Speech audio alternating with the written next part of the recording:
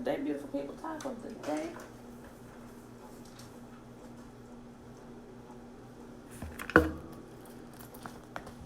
Can you believe it?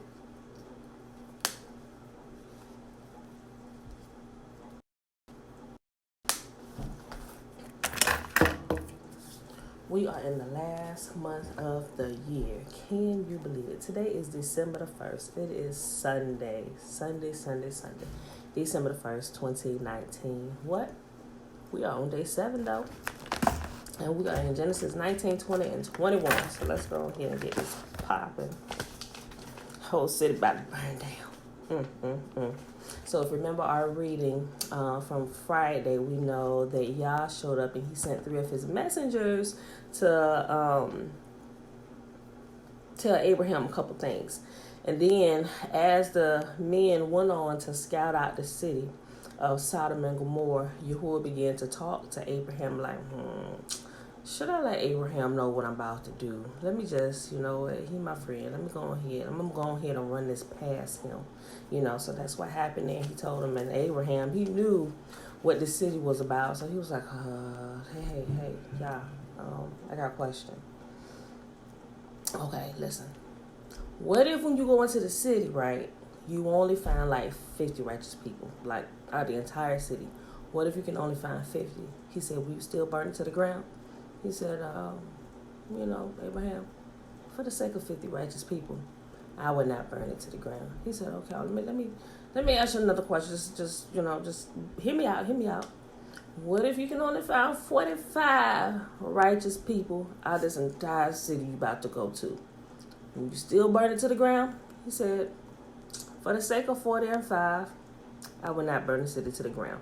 Now, y'all already knew what Abraham was hitting at, because he knew that his nephew Lot and his family lived there, and clearly Lot's family didn't have at least 50 people in it. It didn't have at least 10 people in it that we find out. So, he said, listen, don't be mad. Just please, let me ask you one last question.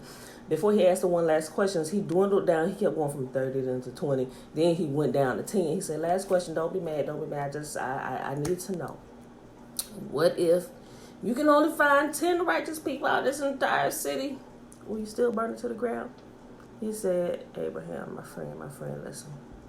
If I can find at least 10 righteous people, I'm not going to burn the city to the ground. Okay? He said, okay. Yeah. Thank you. All right. So, they went on, showed up at the city. Now, we're going to see what happened. We're going to see if there's at least 10 righteous people in the city and if this city is still standing. All right. So, let's start Genesis chapter 19. And there came 2 angels to Sodom at even, and Lot sat in the gate of Sodom. And Lot, seeing them, rose up to meet them, and he bowed himself with his face toward the ground. And he said, behold, now, my lords, turn in, I pray you, into your servant's house, and tarry all night, and wash your feet, and ye shall rise up early, and go on your ways. And they said, nay, but we will abide in the street all night. And then he pressed upon them greatly. And they turned in unto him, and entered into his house, and he made them a feast, and did bake unleavened bread, and they did eat. So this seems like this was going on during the feast, because we read, who really eats bread without leaven in it unless you're commanded to, right? So apparently this must have been, now don't quote me, but when it says unleavened bread through here, we know it's during that week of the feast, right? Okay, so just something to think about, something to look into. Okay. And they called unto Lot and I skipped verse 3. And he pressed upon them greatly, and they turned in unto him, and entered in unto his house, and he made them a feast, and did bake unleavened bread, and they did eat. But before they lay down, the men of the city, even the men of Sodom, compassed the house round, both old and young, and all the people from every quarter. And they called unto Lot and said unto him, where are the men which came into thee this night? Bring them out to us, that we may know them. Now, for those of y'all who have not caught on, we talked about what new is, and Adam knew Eve, his wife, and she conceived. So when we see that, and it's consistent throughout the scripture, if you read in the KJV, some versions will just tell you that they had sexual relations, like the NLT version, and they had sexual relations. It'll tell you. But if you aren't familiar with the terminology of the KJV, it said, let them out here that we may know them. They ain't talking about let them come out here. Hey, bro, what you doing? Hey, where you from? No, they wanted to have sexual relations with the men. And mind you, these the men of the city banging on Lot's door and say, hey, where the men that you brought up in the house with you tonight? Bring them on out here so that we may have sexual relations with them. And I'm like, verse 6. And Lot went out at the door unto them and shut the door after him and said, I pray you, brethren, do not do so wickedly. Behold, now I have 2 daughters which have not known a man, who are virgins. Let me, I pray you, bring them out unto you, and ye do unto them as is good in your eyes. If I would have been Lot's daughter, I'd have been like, did this nigga just say he was going to ransom us up? We don't even know these strangers. Like, hold on, we need to consider this. You just going to give us up, your virgin daughters, to all the men of the city to do whatever they want. I would have took a problem. I would have had major problems with Lot. I'm just saying, if I was his daughter. I'm glad I'm not his daughter, because we would have been fighting. They would have surely stoned me to death in the street, because I would have been fighting back. You ain't just handing me over to the men of the city to let them, you got the right one today. Okay, let me finish reading. Y'all, okay. I'm going to read that again. I'm going to just read this abominable thing Lot just said out his mouth again, verse 8. Chapter 19 of Genesis, okay. Behold, now I have 2 daughters which have not known a man. Let me, I pray you, bring them out unto you, and do ye unto them as is good in your eyes. Only unto these men do nothing, for therefore they came under the shadow of my roof. I would be like, bro, but we're like your own seed. We've been living here with you forever. Verse 9, and they said, stand back. And they said again, this one fellow came in to sojourn, and he needs to be a judge. Now we would deal worse with thee than with them. And they pressed sore upon the man, even Lot, and came near to break the doors. So they was pretty much saying, dude, you ain't even from here. You a stranger among us. Like, yeah, you gonna try and reason with us? You gonna try to be the judge of us? And you not even one of us? We let you live in the city with us? You better get out of the way, or we're gonna do worse to you than what we about to do to them. Verse 9, and they said, stand back. And they said again, this one fellow came in to sojourn, and he needs be a judge. Now we will deal worse with thee than with them. And they pressed sore upon the man, even Lot, and came near to break the door. But the men put forth their hand and pulled Lot into the house to them and shut the door. And they smote the men that were at the door of the house with blindness, both small and great, so that they wearied themselves to find the door. Now that's a little small miracle in itself. If you pay attention to the details, you can see some things that happen. And the men said unto Lot, hast thou any here besides, son-in-law, and thy sons, and thy daughters, and whatsoever thou hast in the city, bring them out of this place. For we will destroy this place, because the cry of them is waxing great before the face of Yah, and Yah has sent us to destroy it.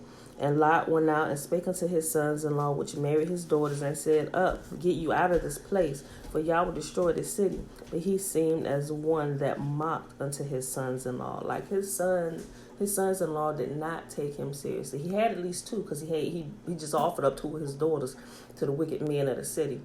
So we know, like, where was they at when Lot said, I got, wait a minute, hold on. He might have had, wait. No, I take the back. I just thought about that as I said it. Okay.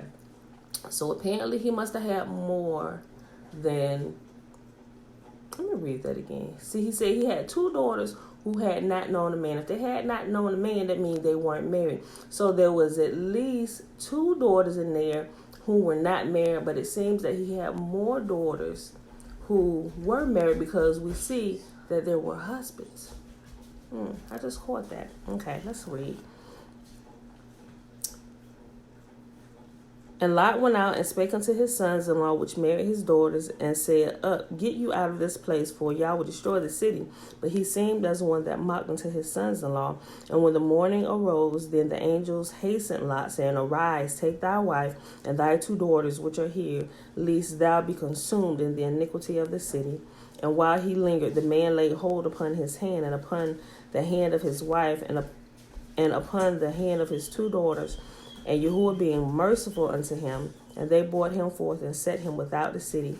And it came to pass, when they had brought them forth abroad, that they said, Escape for thy life, look not behind thee, neither stay thou in all the plain. Escape to the mountain, lest thou be consumed. And Lot said unto him, Oh, not so, my lord. Behold, now thy servant hath found grace in thy sight, and thou hast magnified thy servant, which thou hast showed unto me in saving my life. And I cannot escape to the mountain, lest some evil take me, and I die. Behold, now this city is near to flee into, and it is a little one. Oh, let me escape thither. Is it not a little one? And my soul shall live. And he said unto him, See, I have accepted thee concerning this thing also, that I would not overthrow this city, for the which thou hast spoken. Haste thee, escape thither, for I cannot do anything till thou be come thither. Therefore the name of the city was called Zoar. The sun was risen upon the earth when Lot entered into Zoar. Then Yahuwah rained upon Sodom and upon Gomorrah brimstone and fire from Yahuwah out of heaven. And he overthrew those cities, and all the plain, and all the inhabitants of the cities, and that which grew upon the ground. But his wife looked back from behind him, and she became a pillar of salt. And Abraham got up early in the morning to the place where he stood before Yah, and he looked toward Sodom and Gomorrah, and toward the land of the plain, and beheld, and lo, the smoke of the country went up as the smoke of a furnace. Imagine Abraham going out there first thing in the morning and looking towards the city where his son-in-law stayed, and you see this big smoke cloud coming up. I'd be like, God damn, he couldn't find at least 10 righteous people. And it came to pass, when Yah destroyed the cities of the plain, that Yah remembered Abraham and sent Lot out of the midst to overthrow, when he went to overthrow the cities which Lot dwelt. And Lot went out to Zoar and dwelt in the mountain, and his daughters with him. For he feared to dwell in Zoar, and he dwelt in a cave, he and his daughters. And the firstborn said unto the younger, Our father is old, and there is not a man in earth to come unto us after the manner of all the earth. Come now, let us make our father drink wine, and we will lie with him, and that we may preserve the seed of our father. You know what? His two daughters were just as bad as him. Like, you've been in all the earth already. You completely know that there are no more men alive on this earth. I mean, he just destroyed this portion, these cities over here. How can you see that? I mean, didn't y'all go somewhere before? Weren't y'all somewhere before y'all came into Sodom and Gomorrah? Like, what are y'all thinking? Like, seriously, y'all just as bad as you did. He was about to offer. Y'all should have been gone. He just offered up. Now you about to do this abominable thing, and because you do this abominable thing, you are the Amorites and the Moabites descend from you, which caused a bunch of ruckus. So he should have just killed you all in Sodom and Gomorrah. I'm just saying, those were my thoughts as I began to read on. I'm like, wait a minute, the Moabites and the Amorites. Don't we hear y'all pretty much digging into them and like Amos, through the books of the prophets and stuff? I'm like, hold on, where did they come from? We about to see. And they made their father drink wine that night, and the firstborn went in and lay with their father, and he perceived not when she lay down, nor when she arose. And it came to pass on the morrow that the firstborn said unto the younger, Behold, I lay yesternight with my father. Let us make him drink wine this night also, and go thou in and lie with him, that we may preserve seed of our father. That's disgusting. That is disgusting. We got a whole tribe of vagabond people. All right. And they made their father drink wine that night also. And the younger arose and lay with him, and he perceived not when she lay down, nor when she arose. Thus were both the daughters of Lot with child by their father. And the firstborn bare a son, and called his name Moab. The same is the father of the Moabites unto this day. And the younger, she also bare a son, and called his name Ben-Ami. And the same is the father of the children of Ammon unto this day. Chapter 20 of Genesis. And Abraham journeyed from thence toward the south country, and dwelt between Kadesh and Shur, and sojourned in Gerar. And Abraham said of Sarah his wife, She is my sister. And Abimelech king of Gerar sent and took Sarah. But Yahuwah came to Abimelech in a dream by night, and said unto him, Behold, thou are but a dead man, for the woman which thou hast taken, she is a man's wife. But Abimelech had not come near her, and said, Yah, wilt thou slay also a righteous nation? Now, mind you, these were descendants of Abraham, yet they were considered a righteous nation, and Yahuwah warned the king before he slept with Abraham's wife. Abraham assumed that he was going to be killed, that his wife was going to be taken forcefully from him. That's why he said, look, tell him I'm your brother. So it's like, oh, your brother? Yeah, come on in here. Give him many gifts and stuff. And they took her, but he hadn't slept with her. Y'all warned him. He said, you better not dare touch this woman. She is a man's wife. She belongs to him. Give her back. Verse 4, but Abimelech had not come near her, and he said, Yah, wilt thou slay also a righteous nation? And said he not unto me, she is my sister? And she herself said, he is my brother. In the integrity of my heart and innocency of my hands, I have done this. And what blows me away is that he is even talking to him. You know how you raised up and you kind of taught, well, at least from my personal background, coming from the church, they tell you, oh, well, your prayers ain't getting through. If you live in a sinful lifestyle, and clearly we know that this was a righteous king, but for some reason we seem to think that if people are not like us or not Christians like us, that they can't pray to God and he also hear them. So it's erroneous thinking. It is. It's truly erroneous thinking. She said she not unto me, she is my sister, and she herself said, he is my brother, and in the integrity of my heart and innocency of my hands have I done this. And Yah said unto him in a dream, yea, I know that thou didst this in the integrity of thy heart, for I also withheld thee from sinning against me. Therefore suffered I thee not to touch her. Now therefore restore the man his wife, for he is a prophet, and he shall pray for thee, and thou shalt live. And if thou restore her not, know that thou shalt surely die, thou and all that are thine. That should surely bring something up, right? Remember, we read through here as we go on. We read the passage where it says, touch not my anointed, do my prophets no harm. This is a perfect example of what Yahuwah is talking about. And you don't do anything against his people. You don't speak against them. You don't do anything against them, or you're going to find yourself on the wrong side of his judgment. And a lot of times even that right there is taken out of context in the church world that I've seen, simply because people are vagabonds and tyrants and they do not want correction. Don't you put your mouth on the man of God. Like, who? What? And who gave you this title? Ye are no priests of Yahuwah. I'll get out of here with that foolishness. Like I said, they take it out of context and they take it to justify themselves. First of all, you're not a prophet. We just gonna leave that right there. You figure that out. But I can clearly see you are not a prophet, and you're certainly not a prophet of Yah. But that's a perfect example right there of that particular thing where Yahuwah say, touch not my prophets, touch not my anointed, do my prophets no harm. I'll read that again. Verse 7 of chapter 20 of Genesis. Now therefore restore the man his wife, for he is a prophet, and he shall pray for thee, and thou shalt live. And if thou restore her not, know that thou shalt surely die, thou and all that are thine. Like everything about you, like the ground is going to open up and take you and your family and all your belongings with you, like they did when they got to Mount Sinai and they was out there playing around. It could be different ways that you would die and stuff, but he said everything that concerns you, family, all y'all belongs and everything, all y'all got to go. So go restore, let him pray for you, and go ahead and continue being a righteous nation. Therefore Abimelech rose early in the morning and called all his servants and told them these things in their ears, and the men were sore afraid. Then Abimelech called Abraham and said unto him, why hast thou done this unto us, and what have I offended thee, that thou brought on me and my kingdom a great sin? Thou hast done deeds unto me that ought not to be done.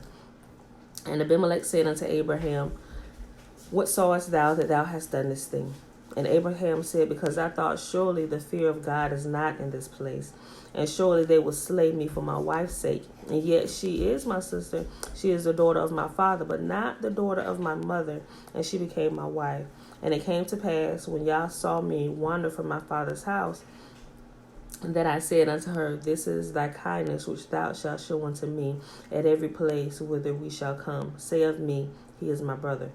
And Abimelech took sheep and oxen and men servants and women servants, and gave them unto Abraham, and restored him Sarah his wife. And Abimelech said, Behold, my land is before thee, dwell where it pleaseth thee.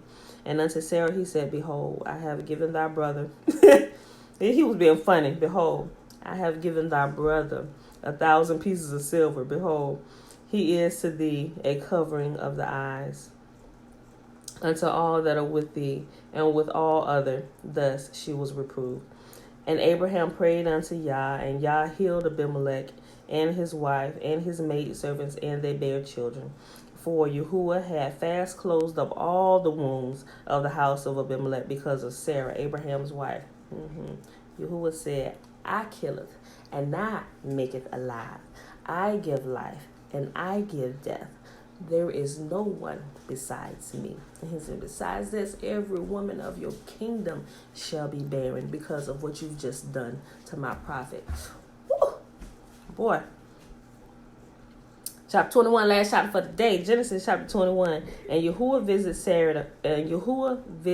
Sarah as he had said, and Yahuwah did unto Sarah as he had spoken. For Sarah conceived and bare Abraham a son in his old age, and the set time of which Yahuwah had spoken to him. See, there's a time marker. And he brought it back out.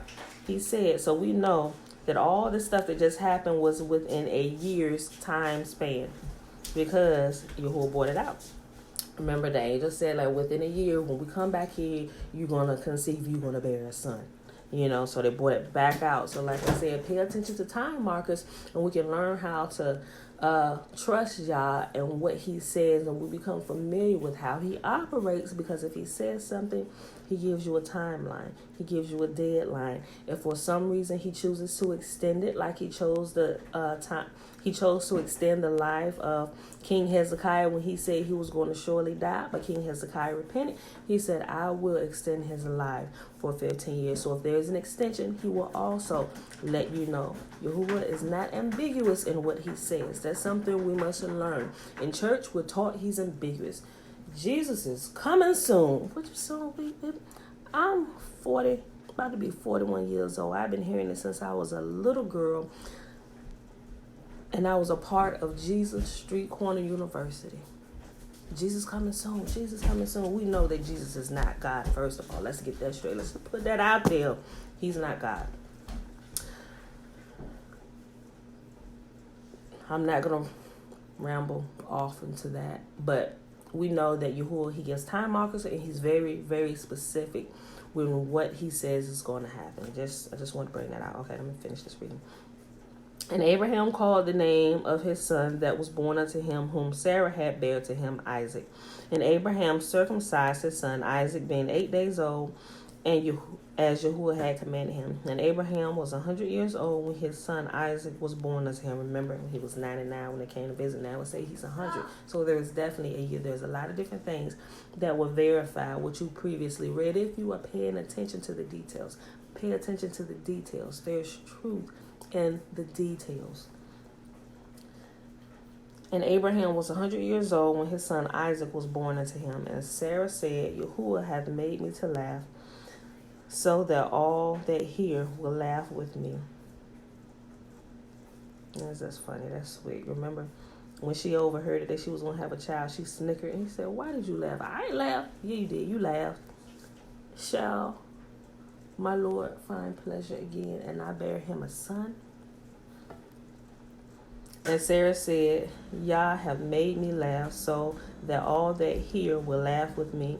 And she said, who would have said unto Abraham that Sarah should have given children suck, meaning breastfeed, able to bear a child who nurses upon your breast?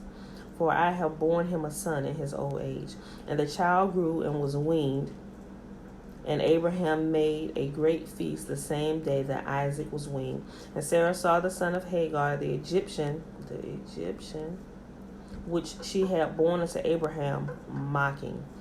Wherefore she said unto Abraham, Cast out this bondwoman and her son, for the son of this bondwoman shall not be heir with my son, even with Isaac. And the thing was very grievous in Abraham's sight because of his son. I mean, he loved his son. He loved Isaac. It was his firstborn, but not the firstborn of his wife.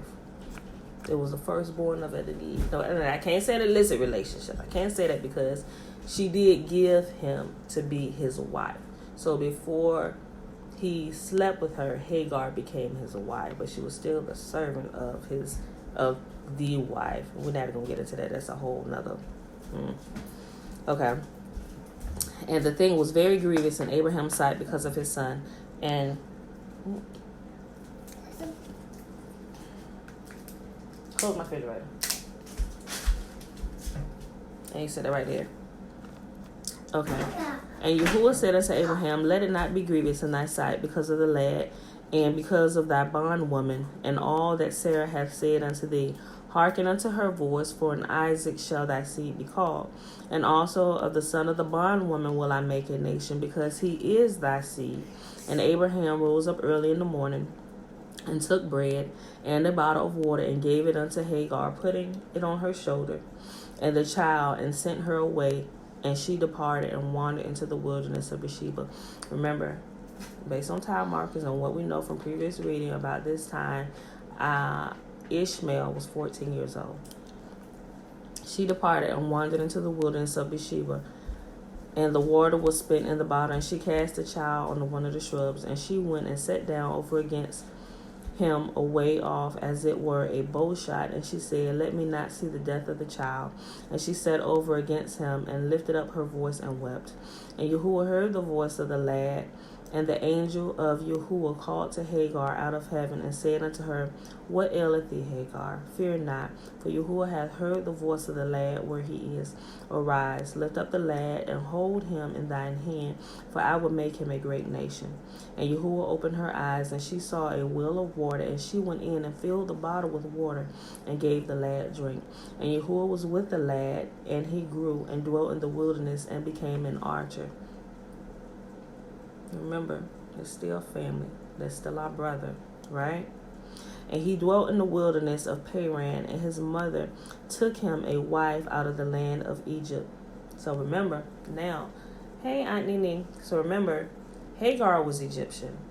Her son was half Egyptian and half whatever Abraham was, right? Descendants of Hebrew. So he was half Hebrew, half Egyptian. So now he takes an Egyptian wife. So now his seed is being diluted more. So now they look more like Egyptians. Although we look the same, Negroes and Egyptians. You can look at an Egyptian and look at a black person, a Negro, and we almost look the same. But you can tell the difference, and not always. Sometimes in the texture of the hair, but our features are almost identical. But you can tell us apart because their facial features are more narrow than Negroes. Negroes' facial features are more full, but we look almost exactly the same. And if you're not paying attention to detail, you would think we were the same people. We are the same people in the sense as we're being related because we're brothers on Abraham's side. Well, brothers and sisters. You get what I'm saying, So Abraham had Isaac and Ishmael, who were brothers, but they had different mothers, right? So now Ishmael's seed is further diluted with more Egyptian blood, so now they look more Egyptian than they do Negro. Had he married a Negro, then more the Negro genes and their features would have been a little more full, and then their seed, they married Negro. Now we all look black. We the black, you can't really tell us apart, but it didn't go that way. But you can tell. Look it up. Okay, I just said that for those who were interested, right? Verse 21. And he dwelt in the wilderness of Paran, and his mother took him a wife out of the land of Egypt. And it came to pass at that time that Abimelech and Phicol, the chief captain of his host, spake unto Abraham, saying, God is with thee in all that thou doest. Now therefore swear unto me here by God, that thou wilt not deal falsely with me, nor with my son, nor with my son's son, but according to the kindness that I have done unto thee, thou shalt do unto me, and to the land wherein thou hast sojourned. And Abraham said, I will swear. And Abraham reproved Abimelech because of the well of water which Abimelech's servants had violently taken away. And Abimelech said, I want not who have done this thing, neither did thou tell me, neither had I heard of it but today. So whatever issue they had going on with this well of water, Abimelech didn't know about it. Neither did his servants know that there was a pact that was made that we shouldn't fight. You're not taking anything from them. These are people, you treat them just like family. They didn't know that. So he said, I didn't even know about this thing. I just heard about it just now today. And Abraham took sheep and oxen and gave them unto Abimelech, and both of them made a covenant. And Abraham set 7 ewe lambs of the flock by themselves. And Abimelech said unto Abraham, what mean these 7 ewe lambs which thou hast set by themselves? And he said, for these 7 ewe lambs thou shalt take of my hand, that they be a witness unto me that I have digged this well. Wherefore he called that place Beersheba, because they swear, both of them. Thus they made a covenant at Beersheba. Then Abimelech rose up and Phicol, the chief captain of his host, and they returned into the land of the Philistines. And Abraham planted a grove in Beersheba, and called there on the name of Yahuwah, the everlasting God. And Abraham sojourned in the Philistines' land many days. And that is our reading for today. Beautiful people. All right, so quick recap. It is Sunday, December the 1st, 2019, day number 7. Year 2, we read Genesis 19, 20, and 21. I know today went a little long just because I was bringing out some things, making sure you were paying attention. I want to teach you how to pay attention to the details of what you're reading. So if you're able to do that, when you come across other things, you can link them together. It's easy to link them together, right? And it's easy to decipher truth from error when you begin to do that. You have to read through it a couple times just to get familiar with the story at its base, who the characters are, what they're doing, who begot who belonged to who, where did we move to, what was the oath that we took, what do we, all that stuff. So you got to read through it a couple times, or listen to it on the Bible app a couple times, or and really pay attention to it in order to get it. Once you get it, then you can just like, oh yeah, you can pull out anything. Oh yeah, this is like, no, because if you go back here, it tells you clearly this. You become really good with deciphering truth from error and putting the prophecies together. It becomes quite interesting, and it's really become fun to me. And it's like, whew, it's so good. It's so good. It's so good. I love showing people, listen, you got to go back here. I don't know everything. I'm not saying I know everything, but what I have learned in these last 2 years just by doing that alone is simply mind-blowing. I've uncovered so many mistranslations and errors, and I'm able to decipher what's being told. Like, no, you completely took that out of context, but I know what you're teaching, and y'all been teaching it for a millennia, but it's wrong, So, but yeah, so and that's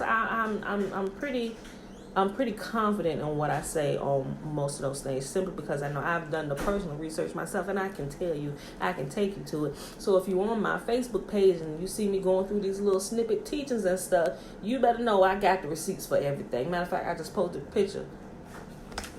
I got the receipts. What?